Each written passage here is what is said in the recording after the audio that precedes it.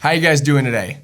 I got the one and only President and CEO of Ownersbox sitting next to me, Brian Kipp, and we are going to show you guys how to enter a contest and crush your drafts this season. Once you're logged into the platform here, you're going to want to head over to your lobby screen. As you can see, Brian and I are choosing our filters here. So for this case, we're going to do an NHL contest, Ownersbox related, and a 2-team since there's only 2 of us. Let's just do $5 for today.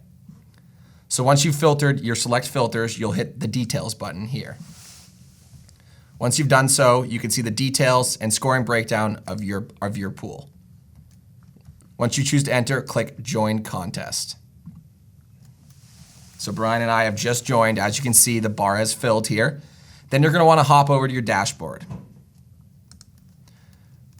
Brian, before the draft starts, you want to talk about the dashboard and what's unique about it on our platform? Yeah, the dashboard is designed exclusively to keep you on top of all the contests that you're in. We know that fantasy players, by nature, love to get involved in the sports that they watch. The more contests they can enter and participate in, the better. So the overall purpose of that dashboard is for the user to get as much information they can on a holistic content scale right in front of their faces. Great, well said. So our draft is now about to go live, so let's both enter here. And as you can see, the draft is starting in 2 minutes and 30 seconds roughly. So this gives our users some time to, build your queue, build your strategy, and, pool the players that you look to draft early on in the first couple of rounds. So Brian, do you want to talk about the unique aspect of our games opportunities metric here on the right side? Sure. It's, unlike your daily games, which are salary capped based, we have a available games metric that we use over the course of the 7 days to ensure that the users are getting an equitable experience. So in hockey, for instance, we have 5 forwards, 3 defenseman slots, and 2 goaltender slots. And through a combination of those slots, for forwards, you have 16 game opportunities. For defense, you have 10. And for goaltenders, you have 4.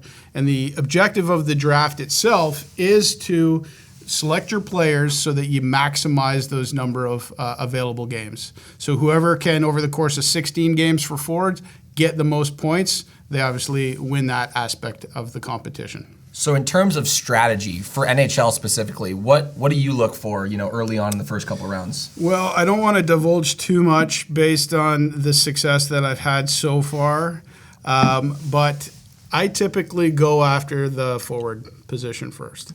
And if you wanted to select a forward, you would just simply click the filter for F right here, and then everyone below that list would be all forwards. So that's, we want to make it easy for our first-time users to get on and find the players they like with ease.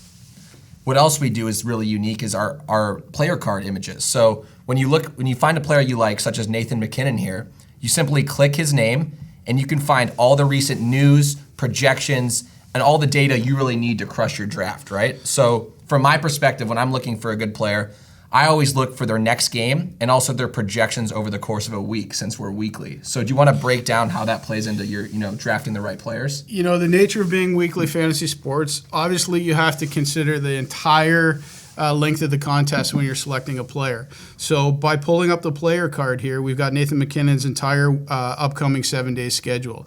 They're in the playoffs right now. He's playing the Coyotes, and you can see the projections, the game projections that he's anticipating to get here.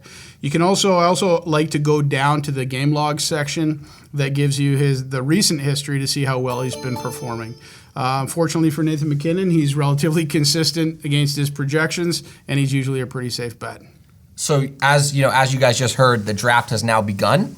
Another cool feature, if you don't want to really dive in too deep, it's early pick. The top guys are usually the best players. So if you can actually filter by projected games for the week, you can do their projected average per game and their season average and all these other filters here just simply by clicking at the top there. So for my case here, I have the first pick. I'm a big Nathan MacKinnon guy. I usually draft him early on, so I'm going to take Nathan MacKinnon. So as you guys see here, the number that was previously 0 out of 16 has now become 4 out of 16 because Nathan MacKinnon is projected 4 games this week. So I am well on my way to hit my 16 games for forwards here. Yeah, and given the way that the playoffs are scheduled this year, it's going to be quite easy to hit your games played metric. So I kind of focus on more strategically the players that I'm going to parlay together in order to get me the most optimized results. So I know Carolina's a tough opponent, but I'm a really big Boston first-line proponent guy. So I'm going to take David Pasternak as my number one overall pick. And if history's any indication, he got a couple points yesterday and 24 fantasy points overall. Which is a big game. So, for my next pick, I'm going quick and dirty. I'm going to take Ovechkin. I know he's been you're up again. Snake draft. Right, snake draft gives me back to head-to-head. So now my decision based on my strategy is, do I take Marchand or do I take Bergeron? Bergeron got the game winner last game. May or may not repeat itself, but I'm going to actually go with Marchand as my next draft. That's a good pick. And another feature I'd like to point out here is, while Brian and I are next to each other drafting, it's easier for us to communicate, obviously. But a cool feature we really believe in and think it's going to be awesome with our users is this chat feature, our contest chat at the bottom of the screen here. So if Brian and I were not sitting next to each other and I wanted to chirp him, terrible pick. So I could simply, talk smack, engage with users on a public and private scale, simply by just clicking out that modal and just chatting with ease. So that's a really unique feature of what we offer here, and we found that that's very popular so far through our beta program. So I just took Ovechkin, can't go wrong with Ovechkin. It's just a legend in itself. So I'm going to go with Ovechkin and Patrick Kane.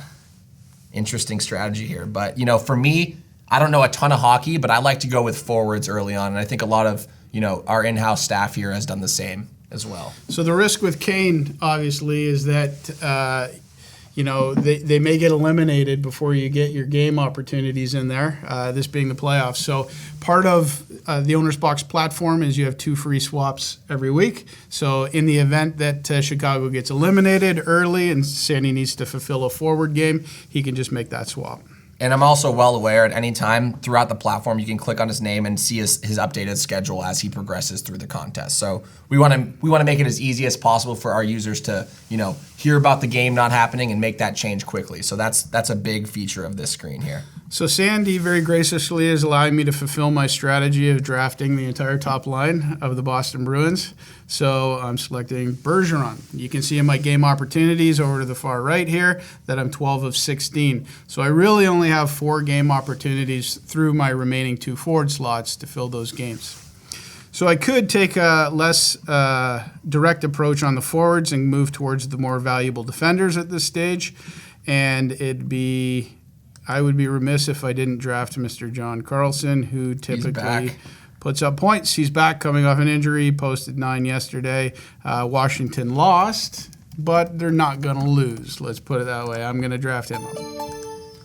And you can also see a cool thing here is if Brian and I didn't know each other, say we were in a public lobby, you can see my ranking system right here. And, this ranking system does not reflect my knowledge of NHL. I've gotten pretty lucky over this beta period to have such a good ranking, but, you're able to track who you're playing, see what their skill level is, how much they've participated on the platform. So, you're going to be aware the whole time of the contest who your competition is, and that's a cool feature we offer here as well. For my strategy, I'm going to go with a forward. I'm going to fill those forward games. That's just how I roll usually. And I'm going to go with Taylor Hall. And then I'm going to get Kucherov because I love the Tampa Bay Lightning today. All right, moving right along then. Going to go with another defender. In this case, Tampa Bay Hedman. He is now on my team. And just a quick feature here. So, Brian, we're in round 6 now. And, it's pretty easy to forget who everyone picks, once the first 3 rounds have passed by. So you guys want to look over in your results tab and you're able to easily see each team's players in the whole contest. So in this case, my team's right here, but if I want to see who Brian picked, I would simply click his logo right there, and I'd see that he picked all Boston's first line here, and then John Carlson and Hedman as well. So I can track how many games he's filling. I can see his strategy and adjust on the go how I want to pick my lineup. So I see that he needs 2 forwards and only 1 more defender, so I'll probably wait to get defenders going forward. Right, and that's essential in a 2-man draft. You you can look at what your opponent's doing and draft accordingly. Also in that section is the projected amount of points. So you can see accumulated so far, I'm projected for 204, and Sandy is projected at 200. So we're neck and neck here. So not paying close attention, I basically ran out of time for my pick, and I've auto-picked Darcy Kumper. Now, he had a shutout going into the 3 minutes remaining of yesterday's game, and he ended up letting in 3 goals, but he still racked up a fair amount of points. So, with goalies in this playoff format, there's an abundance of games. So when I select my second goalie, strategically, I'll have lots of opportunity to start or bench them.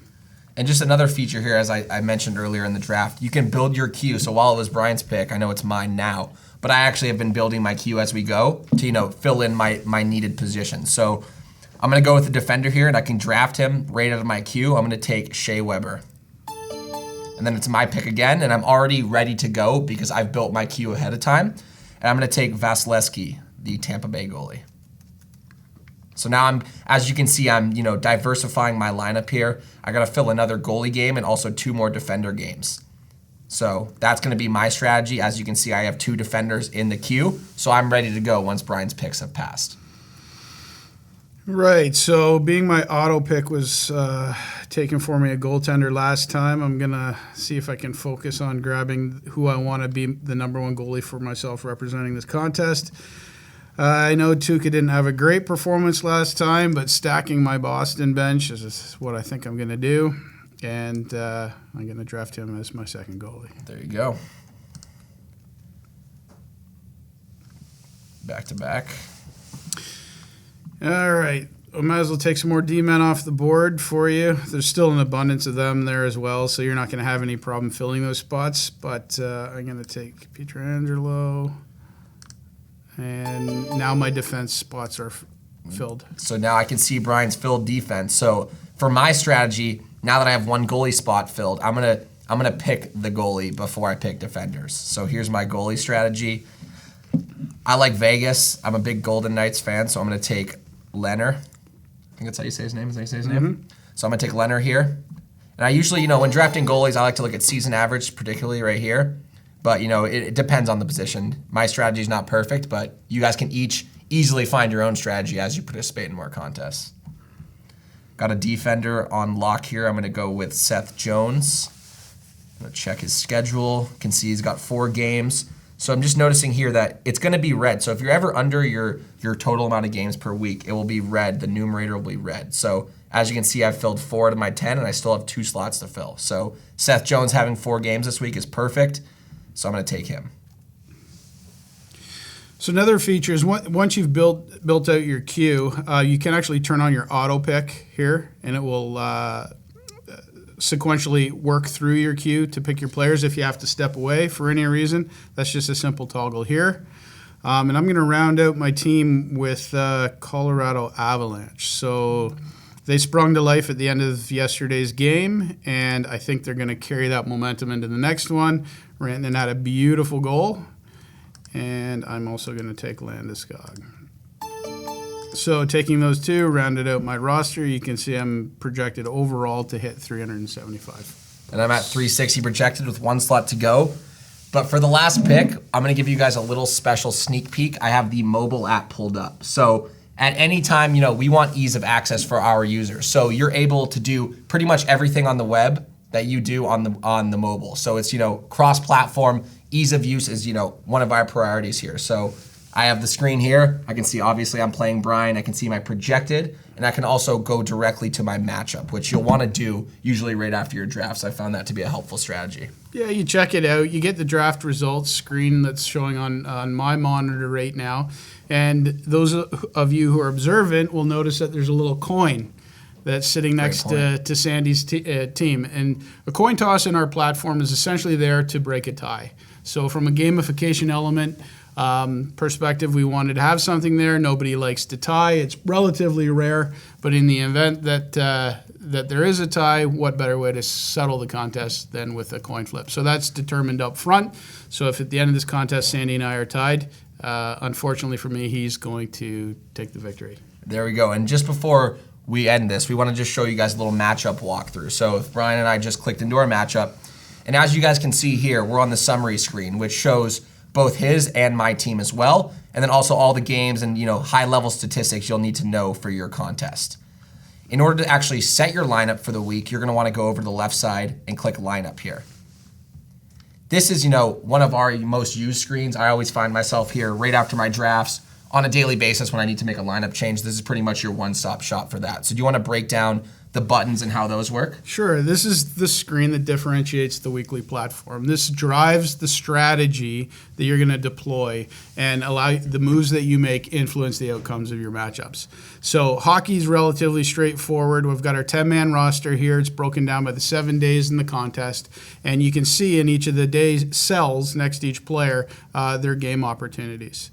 So in the case that I'm over here on my forward position, so I've got 4 more than what I'm allowed to have, I can strategically toggle the player off for that game. And as as we were saying in the lobby, or in the draft, you want to fill 16 games, but it's not always horrible to go over. In the case of an injury or someone resting, it's always good to ensure that you're a few games over just in case you want to, bench a guy when he's hurt or something like that, right? 100%. And again, the games are a little bit more saturated because of the playoffs here, so there's a little more overage that we're experiencing right now. But if you look at baseball, where you've got your players rested on a regular basis, and then in basketball where they're doing that load management on their players, especially during the regular season, you're going to want a little bit of buffer there. Yeah. Again, you can always do your add drops. You can see at the top there that I've got 2 and Sandy has 2. So effectively what that means is if going through the course of the week, I've either underperformed or I want to make a strategic move in a position, I can hit the swap button. Yep.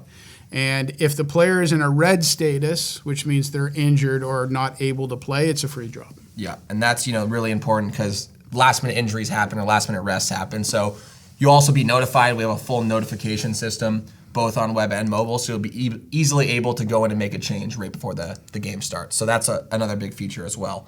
As you can see here, I have benched 3 of my forwards for 3 of their games just to meet my 16 out of 16. But for this case, as I mentioned earlier, you want to leave maybe 1 game open just in case something happens. So I'll just leave it at 17 over 16 here. I'm 2 games over with my defenders, so I'll rest Seth Jones against Tampa Bay. Tampa Bay's a great team, so I'll give him the rest in that game. And then, I'll do Shea Weber in this game as well, so to meet my 10 out of 10 here. Yeah, I think Seth Jones needs that rest. He played 60-plus minutes. Yeah, exactly. That in the first game. So. Yeah. So, and then for goalies, they rest more. They're kind of like catchers in baseball and pitchers who don't play every game, right? So they're more. You want to talk about that? And how that sure. Plays in the regular season, goaltenders, they're platooned, and even straight starters are getting 3 out of 4 games maximum. So that statistic in the game's opportunity is a little bit more crucial to pay attention to in the regular season. But this being the playoffs, there's definitely an abundance there. For sure. And you can see here on my screen, I actually have 0 projected for Leonard. He has a back-to-back. It's telling me that he's likely not starting. In our status system, we have status updaters who update on the daily by the minute. So you'll actually know. You can see here 0 to 0. Is that assuming that he's not starting tonight?